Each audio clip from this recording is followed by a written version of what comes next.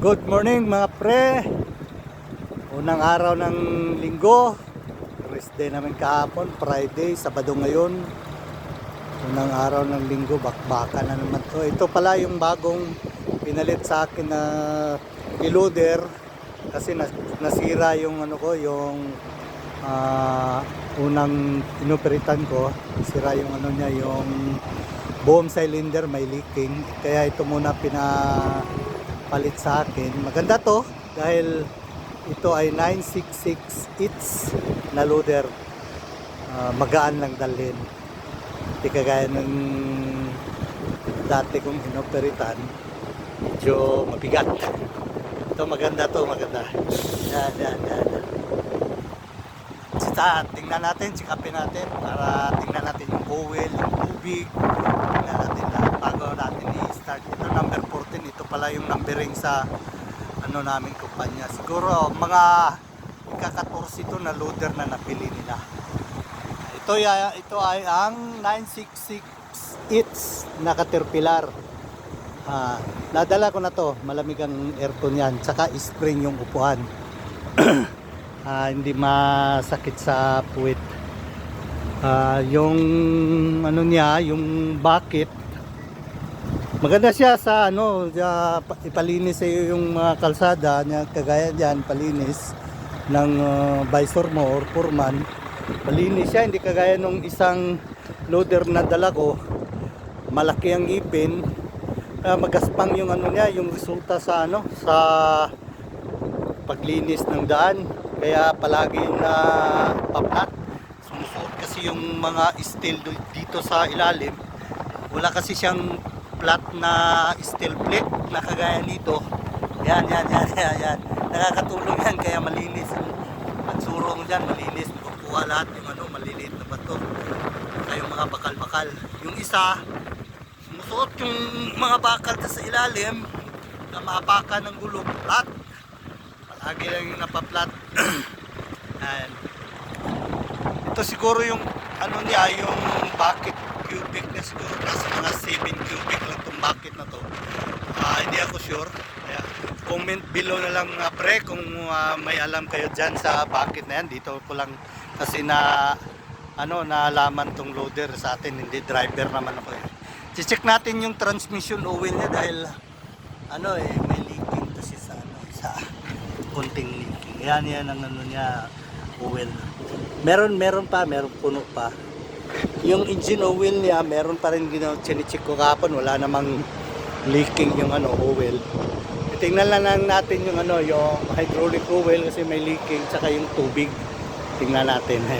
Iangat muna natin yung ano niya, dito yung main switch niya.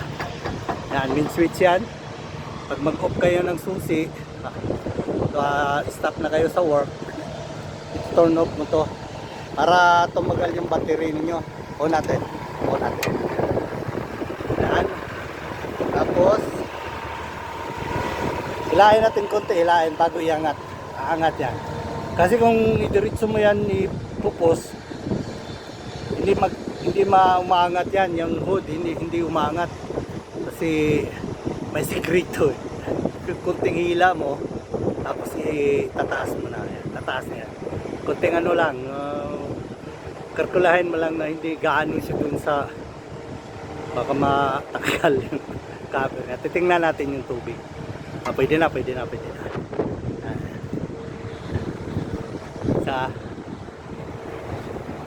Yung engine oil pala niya, hindi ko na-check na ng isang araw, marami pa naman. Tsaka walang umahawak ng video na to, yung cellphone. Hindi pwede isang kamay lang ang ano, ang pagkuha ng stick, pagbunot. Aakyatin natin, tingnan natin yung tubig.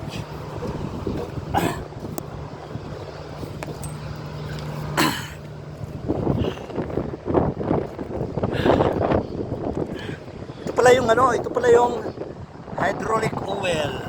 Ang full level na dito. Yan.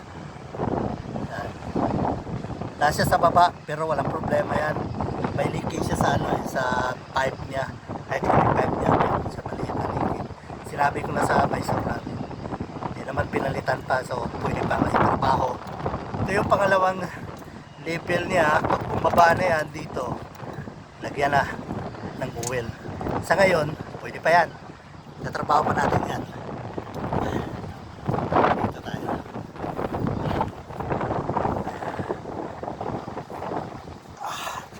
Tingnan natin kung meron ba naman.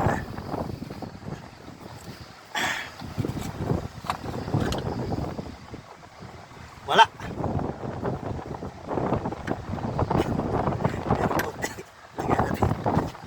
Sinisik ko yan every 3 days eh.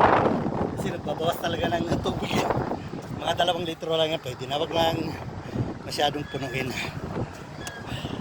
Sarap ang hangin. Umpisa na pumasok yung hangin. Alagpasan namin yung July, August, September na matindi na init. Bako.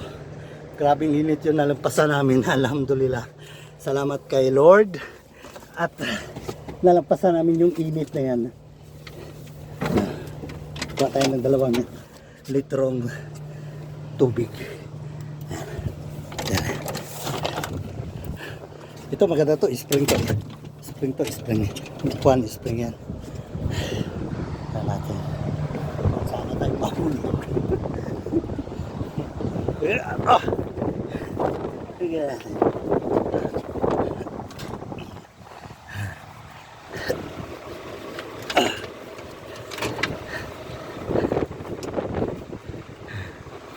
Mahangin guys. Umpisa na ang hangin, umpisa na.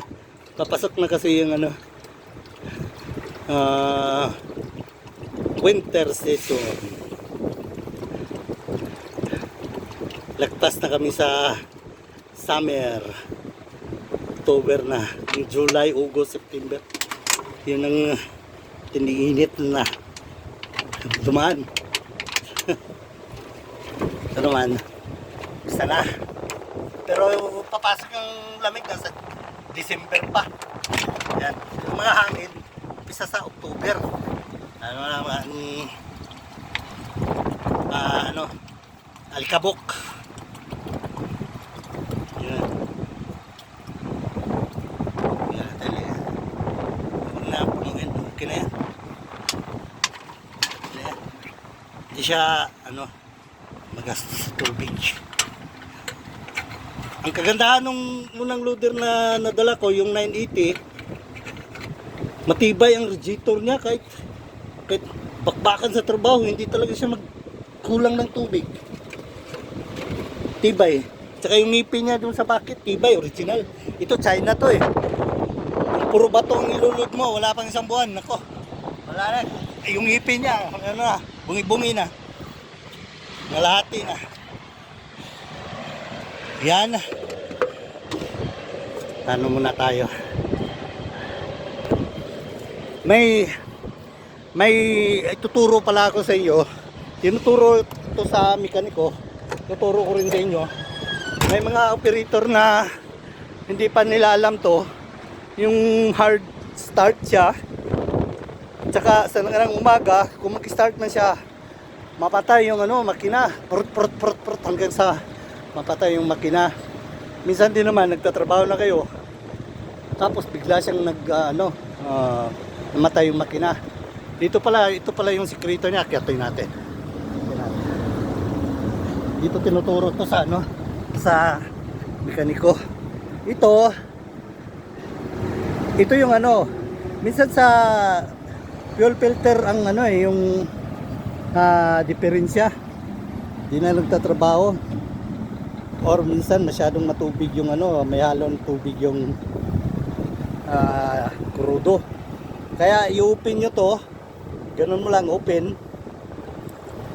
Tutulo yung sa outer. Tutulo yan doon yung diesel. Sana ba to? Tapos pagka tumulo na siya, tansyahin nyo lang na hindi marami. I-close nyo ulit. Tapos merong dito na kargahan nyo, pipihitin nyo lang. Sana ba yun? Saan banda yun? Saan ba yun? Hanapin natin. Dito lang yun. Para makargahan yung ano, itong filter ng bagong crudo kasi dinrenew yung ano niya dumi. Ito pala, saan tayo? Ito lang yun, dito lang yun. Wala na ba? Na baka pwede na yan. O, dito lang yan, na ano ko lang yan eh. Ko lang, tagal na kasi hindi ko na ano to. Tapos, ito pala. Ito. Yan. Kita nyo, yan. Yan. Ito maliit. Pihit nyo lang yan, na taas baba. Malagyan na yan diesel dyan sa loob. Yan, ito. Malagyan na yan diesel dyan sa loob. Yan, itansyahin nyo lang, mga sa 20 seconds lang, 20 or 30. So, mga 20 seconds lang siguro, pwede na. May laman na yung ano, fuel filter, may laman na.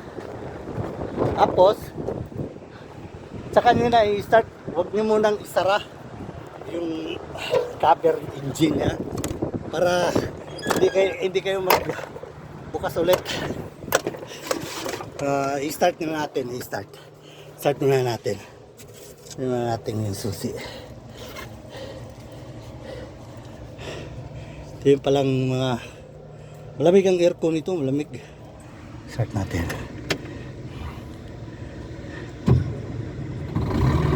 Start na. Ito maganda to dahil din sa loob marami siyang grills. Dito dalawa, matamaan ka sa mukha, sa katawan, dito rin sa kabila, sa kaliwa kanan to eh. Meron din. Yan, meron. Dito rin sa harap, meron din. Yan. Sa gilid, meron din dito, yan. Ito rin, no, sa salamin, meron din, yan, meron yan. Ito, meron. Ito, tinakpan ko lang dahil yung taglamig. Mag-moist siya, mag-moist. Hindi mo na makita yung ano, yung sa harap. Ito, meron din. Ka.